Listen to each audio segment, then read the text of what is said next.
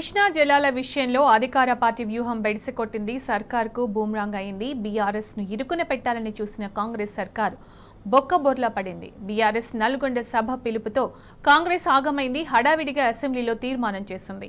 తీర్మానంలోనూ అన్ని తప్పుల తడకలే. అసెంబ్లీ గ్రామ పంచాయతీ అంటూ పంచాయతీలను ఉత్తమ్ కుమార్ రెడ్డి అవమానించారు. ఆర్థిక రంగంపై శ్వేతపత్రంలానే తీర్మానం కూడా బూమ్రాంగ్ అయింది. దీనికి సంబంధించి మరింత సమాచారం మా ప్రతినిధి ప్రదీప్ అందిస్తారు. ప్రదీప్, రేపు టీఆర్ఎస్ పార్టీ నల్గొండలో సభ పెట్టింది. కేఆర్ఎంబీకి అప్పగిస్తుందని చెప్పి చెప్తున్నటువంటి నేపథ్యంలో ప్రభుత్వం అడావుడిగా ఇక్కడ అసెంబ్లీలో తీర్మానం పెట్టింది. తీర్మానంలోనూ అన్ని తప్పులే ఉన్నాయి. రెండోది, ప్రభుత్వం ఏం చేస్తుంది, ఏ రకంగా అప్పగించింది అనేది దాని విషయంలో ఈ తీర్మానంలోనే స్పష్టంగా తేలిపోయింది. టీఆర్ఎస్ పార్టీకి సంబంధించినటువంటి ఆ పార్టీ సీనియర్ నేత ఎమ్మెల్యే హరీష్ రావు కులంకుశంగా ప్రభుత్వం చేస్తున్నటువంటి తప్పిదాలను, కాంగ్రెస్ పార్టీ ప్రభుత్వం వచ్చిన 60 రోజుల కాలంలో ఏం చేసింది, ఎందుకు ఈ రకంగా వ్యవహరించింది అనేది స్పష్టంగా చెప్పడంతో హరీష్ రావు పై ఏదైతే ఏం చేయలేక ముఖ్యమంత్రి, అదేవిధంగా ముఖ్యమంత్రితో పాటు మంత్రులు, దాదాపు 1 డజన్ మంది మంత్రులు, ఎమ్మెల్యేలు మూకుమ్మడిగా దాడి చేసినటువంటి పరిస్థితి అయితే కనిపించింది. స్పష్టంగా కాంగ్రెస్ పార్టీ ప్రభుత్వం చేసినటువంటి తప్పిదాలను అయితే చూపింది. కాంగ్రెస్ పార్టీ అధికారంలోకి వచ్చిన తర్వాత ఇరిగేషన్ శాఖ సెక్రటరీ ఏ రకంగా కేఆర్ఎంబీకి ఏదైతే ఉత్తరాలు రాశారో ఆ ఉత్తరాలన్నింటినీ స్పష్టంగా బయట పెట్టినటువంటి పరిస్థితి. ఈ నేపథ్యంలోనే ఏం చేయలేక అటు వైపు అసహనం, చాలా మంది మంత్రుల ప్రసంగాల్లో అసహనం వ్యక్తమైంది. ఎదురుదాడి చేశారు.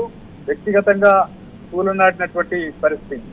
గతంలో 10 ఏళ్ల కాలంలో అధికారం ఉన్నటువంటి టీఆర్ఎస్ పార్టీకి సంబంధించినటువంటి ఎమ్మెల్యేలు ఇచ్చేటువంటి సూచనలు పూర్తి స్థాయిలో వినకుండానే వారి ఏదైతే మంత్రులు ఎదురుదాడి చేసేటువంటి పరిస్థితి స్పష్టంగా కనిపించింది. మరోవైపు చాలా మంది మంత్రులు, ఎమ్మెల్యేలు అసహనం వ్యక్తం చేశారు. వ్యక్తిగతంగా విమర్శల దాడి చేసినటువంటి పరిస్థితి అయితే చూస్తా ఉంది. ఇటు రేపటి సభను దృష్టిలో పెట్టుకొని ఓవైపు ప్రభుత్వం 60 రోజుల కాలంలో ఏ రకంగా ఇక్కడ ఉన్నటువంటి జలాలను అప్పగిస్తుందో, ఏ రకంగా అన్యాయం చేస్తుందో మొత్తం స్పష్టంగా వెల్లడించినటువంటి పరిస్థితి. రేపటి సభతో మరింత ఇబ్బంది పడతామని చెప్పి ముందు రోజే అసెంబ్లీలో అయితే తీర్మానం పెట్టినటువంటి పరిస్థితి అయితే మనం చూస్తా ఉన్నాం. రేపటి సభను డైవర్షన్ చేసేందుకు అటు వేడిగడ్డ యాత్ర పెట్టారన్నటువంటి విమర్శలు కూడా బీఆర్ఎస్ పార్టీ చేసినటువంటి పరిస్థితి. ఏదేమైనా అటు ఉత్తమ్ కుమార్ రెడ్డి అటు గ్రామ పంచాయతీలను అవమానించడం, అసెంబ్లీని ఒక గ్రామ పంచాయతీలా తయారు చేస్తా ఉన్నారు అని చెప్పి మాట్లాడిన తీరు పట్ల కూడా అటు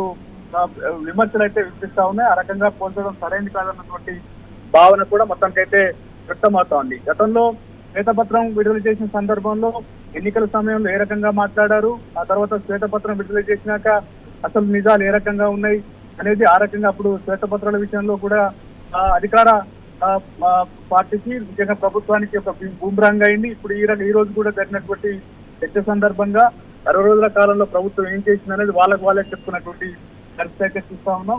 ఇవన్నీ రాంగ్ సైడ్ పోతుందన్న ఉద్దేశంతో అటు వ్యక్తిగత విమర్శలతో మంత్రుల ఎదురుదాడి, ముఖ్యమంత్రి ఎదురుదాడి అయితే కనిపించినట్టుగా కనిపిస్తా ఉంది. Right Pradeep, thank you.